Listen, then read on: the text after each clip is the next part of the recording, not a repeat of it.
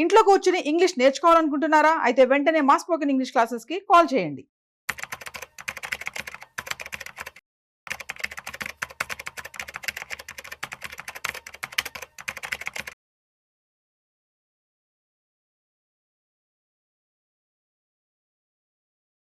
Welcome to Vishnu talks. నేను మీ విష్ణు. ప్రస్తుతం నాతో పాటు founder and CEO of wealth tree group Dasari Prasad గారు ఉన్నారు. వారితో మాట్లాడదాం. సార్ నమస్తే. సార్ దాసరి ప్రసాద్ గారు నమస్తే అండి. సార్ ఎలా ఉన్నారు? ఫైన్ అండి. రైట్. ఇప్పుడు మీరు ఆల్మోస్ట్ ఒక 29 years నుంచి మార్కెట్లో ఉన్నారు. ఎన్నో రకాల బడ్జెట్లు చాలా క్లోజ్గా చూస్తుంటారు.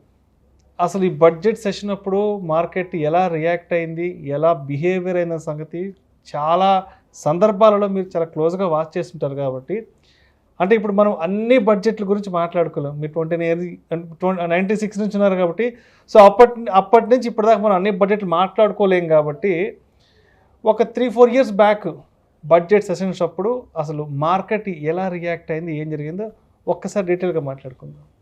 ఓకేనండి. బేసిక్గా మనం 2021 నుంచి చూద్దాం, 4 ఏళ్ళ నుంచి.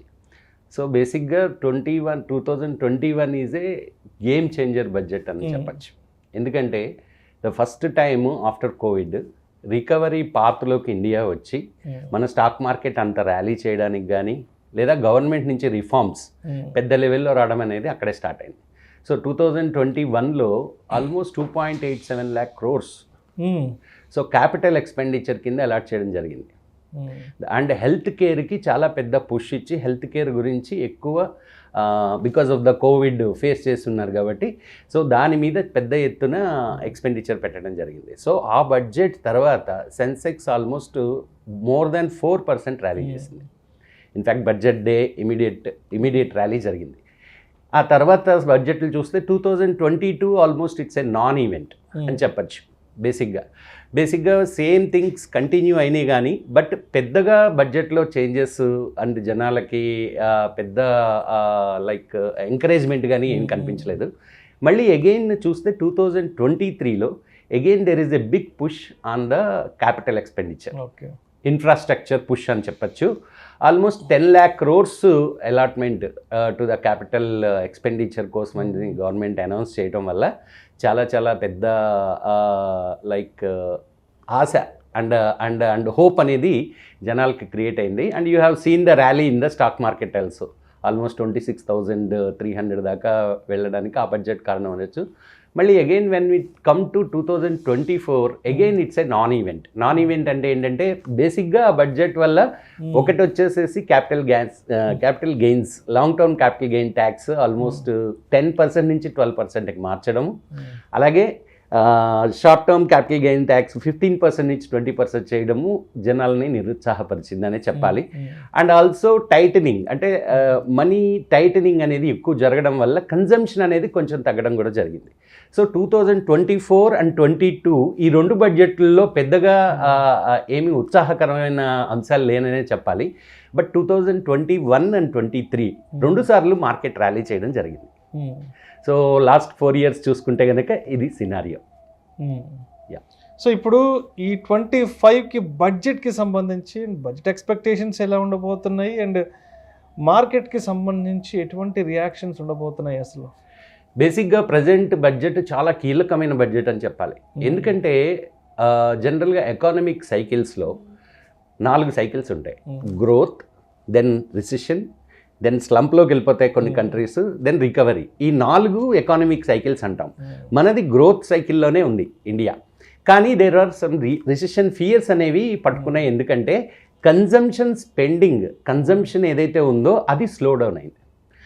అది క్లియర్గా మనకి Q2 రిజల్ట్స్లో కనిపించింది.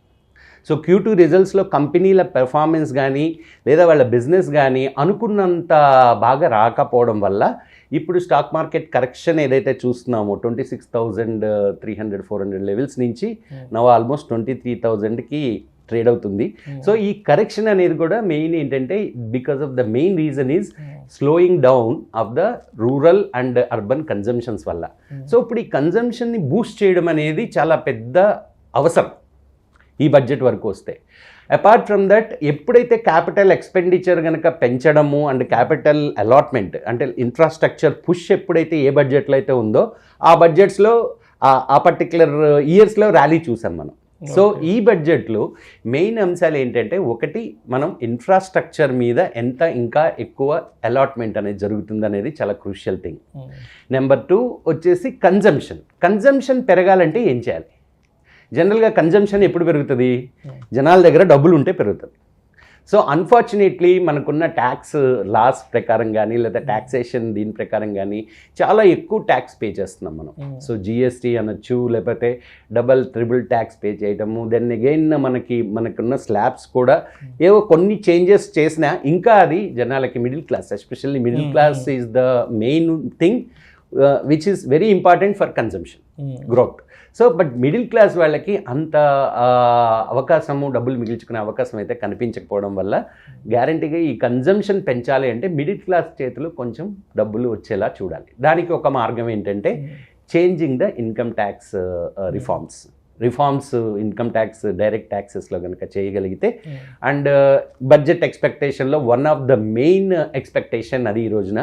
So they will change the slabs and they will try to give more money. అలాగే ఎగ్జంప్షన్ లిమిట్స్ 80C కూడా 1.5 lakhs నుంచి 2 lakhsకి చేయొచ్చని. అలాగే హౌసింగ్ దీనికి సంబంధించిన రిబేట్ని కూడా 2 lakhs నుంచి 3 lakhsకి చేయాలని చెప్పి ఇట్లాంటి కొన్ని డిమాండ్స్ ఉన్నాయి.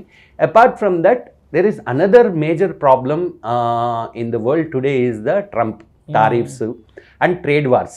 అండ్ అలాగే ఎక్స్పోర్ట్స్ చేసేటప్పుడు మన వాళ్ళు ఎక్స్పోర్ట్ చేసినప్పుడు అక్కడ టారిఫ్స్ కనుక పెరిగిపోతే మన వాళ్ళకి ఆటోమేటిక్గా బిజినెస్లో ఆ ప్రాబ్లం వస్తుంది. And we are merely dependent on 2 areas, pharma and IT కంప్లీట్లీగా యూఎస్ మీద. సో ఇప్పుడు ఆ టారిఫ్ ఎట్లా వర్కౌట్ అవుతుంది అండ్ ఎలా ఆ ఇంపాక్ట్ కంపెనీస్ పడచ్చు. సో దానికి కోసం కూడా కొన్ని కస్టమ్ డ్యూటీస్ కానీ, కొన్ని ఎక్సైజ్ డ్యూటీస్, ఇంపోర్ట్ డ్యూటీస్, వీటిల్లో కూడా ట్రేడ్ అంటే మన ఇండియన్ ట్రేడ్ కమ్యూనిటీకి ఫేవరబుల్గా ఏమేమి స్టెప్స్ తీసుకుంటారు అనేది కూడా ఒక ఇంపార్టెంట్ అయిన అంశం అని చెప్పాలి. సో అదేవిధంగా బడ్జెట్ దగ్గరకు వచ్చేస్తుంది అంటే మార్కెట్లో ఒడిదుడుకులు ఎక్కువగా ఉంటాయి కాబట్టి. అవును. సో అంటే ఆల్రెడీ ఎప్పటి నుంచో మార్కెట్లో ఉన్న వాళ్ళకి ఒక క్లారిటీ ఉంటుంది, ఒక ఐడియా ఉంటుంది. ఎస్పెషల్లీ బడ్జెట్ సెషన్ అప్పుడు మార్కెట్ ఎలా రియాక్ట్ అవుతుంది, ఎలా బిహేవ్ చేస్తుంది అనే దాని గురించి అందరికి ఐడియా ఉంటుంది. సో మీలాంటి వాళ్ళు ఎప్పటి నుంచో మార్కెట్లో ఉన్నారు కాబట్టి. బట్ కొత్తగా మార్కెట్లోకి వచ్చిన వాళ్ళు సో ఈ బడ్జెట్ సెషన్ దగ్గరకు వస్తున్నప్పుడు సో మరి మార్కెట్ బిహేవియర్ని ఏ విధంగా అర్థం చేసుకోవాలి, ఎలా హ్యాండిల్ చేసుకోవాలి అంటే ఎస్పెషల్లీ ఆ బడ్జెట్ రోజున? బేసికల్గా బడ్జెట్ రోజున కొత్తగా వచ్చే వాళ్ళకి నేను ఇచ్చే సలహా ట్రేడ్ చేయకుండా మార్కెట్ని చూడడం, బడ్జెట్ని అర్థం చేసుకోవడం. సో అది మెయిన్ ఇంపార్టెంట్. ఎందుకంటే జనరల్గా చూస్తే ఏ బడ్జెట్లో అయినా మార్కెట్ డైరెక్షన్ మారలేదు. ఆ ఒక్కరోజు వొలటాలిటీ అనేది చూస్తాం మార్కెట్లో. ఆ ఒక్కరోజు పైకి కిందకి అది ఒక 500 పాయింట్లు అటు ఇటు మూవ్ అవ్వడం చూస్తాము. కానీ ఓవరాల్గా అంతకు ముందు ఏదైతే డైరెక్షన్లో ఉందో అదే డైరెక్షన్ మళ్ళీ కొన్నాళ్ళకి కంటిన్యూ అవ్వడం చూసాం. సో ఆ డైరెక్షన్ చేంజ్ అనేది ఉండదు. కానీ ఈ లోపలే కొత్తగా అత్యుత్సాహంతో వచ్చిన వాళ్ళు ఆ వొలటాలిటీలో అనవసరంగా డబ్బులు పోగొట్టుకునే అవకాశం ఉంటుంది. సో బడ్జెట్లో కీలకమైన అంశాలు ఎప్పుడైనా సరే ఎనీ బడ్జెట్ లాంగ్ టర్మ్లో ఇంపాక్ట్ క్రియేట్ చేస్తుంది, నాట్ షార్ట్ టర్మ్. సో ఇమీడియట్గా ఇప్పుడు బడ్జెట్ వాళ్ళు డిక్లేర్ చేసినంత మాత్రాన అదంతా మార్కెట్లో ఇంప్లిమెంట్ అవ్వడానికి కొన్నేళ్ళు పడుతుంది. సో ఆబ్వియస్లీ ఆ డెసిషన్ అనేది పాజిటివ్ అయితే కనుక ఫ్యూచర్ బాగుంటుందనే ఉద్దేశంతో జనాలు స్టాక్ మార్కెట్స్లో కొనడం ఇవన్నీ జరుగుతాయి. బట్ ఓవరాల్గా నా ఎక్స్పీరియన్స్ ఆఫ్ లాస్ట్ 29 yearsలో ఏంటంటే బడ్జెట్ రోజున కొంత వొలటాలిటీ అయితే చూస్తామే కానీ జనరల్గా అంతకుముందు మార్కెట్ ఏ డైరెక్షన్లో అయితే ఉందో ఆ డైరెక్షన్ కంటిన్యూ అయ్యే అవకాశాలు ఉన్నాయి. కానీ ఈ బడ్జెట్కి ఒక ప్రత్యేకత ఏంటంటే జనరల్గా మార్కెట్ ఎప్పుడైనా సరే ఒక 3,000 to 4,000 పాయింట్స్ కరెక్ట్ అయినప్పుడు ఆ తర్వాత ర్యాలీలో దగ్గర 8,000 10,000 పాయింట్లు మళ్ళీ కొన్నేళ్ల తరబడి ర్యాలీ అనేది మనం చూసాం. సో ఇప్పుడు ప్రజెంట్ మొన్న రష్యన్ వార్లో కూడా వారప్పుడు కూడా మార్కెట్ పడింది, ఒక 2,500 3,000 పాయింట్లు పడింది. కానీ తర్వాత మళ్ళీ అగైన్ 8,000 9,000 పాయింట్స్ ర్యాలీ చేసింది.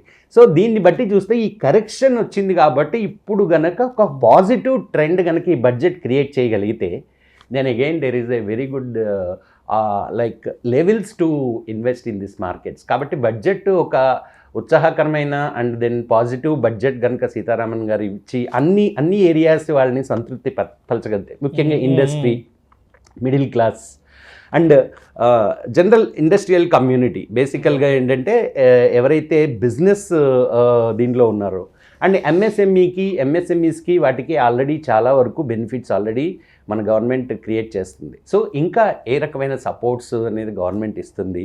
అండ్ ఇంకోటి ఏంటంటే ఫిజికల్ డెఫిసిట్ యాక్చువల్గా 4.9 ఈజ్ ద టార్గెట్.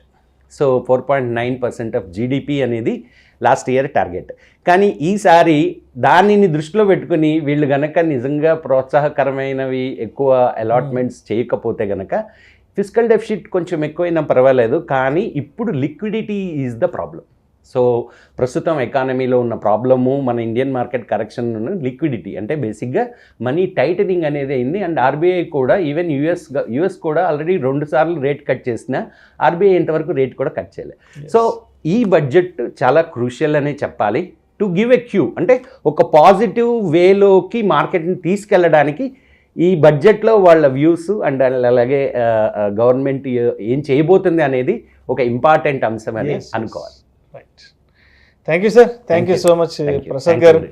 అసలు గత బడ్జెట్లలో ఏం జరిగింది, గత బడ్జెట్ సెషన్స్ అప్పుడు మార్కెట్ ఎలా రియాక్ట్ అయింది, అండ్ రేపు రాబోయే బడ్జెట్కి మార్కెట్ బిహేవియర్ ఎలా ఉండబోతుంది, అండ్ పర్టికులర్గా ఆ టైంలో ఇన్వెస్టర్స్ అనేవాళ్ళు ఎటువంటి జాగ్రత్తలు తీసుకోవాలి అనే అంశం గురించి చాలా చక్కగా తెలియజేశారు. Thank you so much sir. Thank you అండి.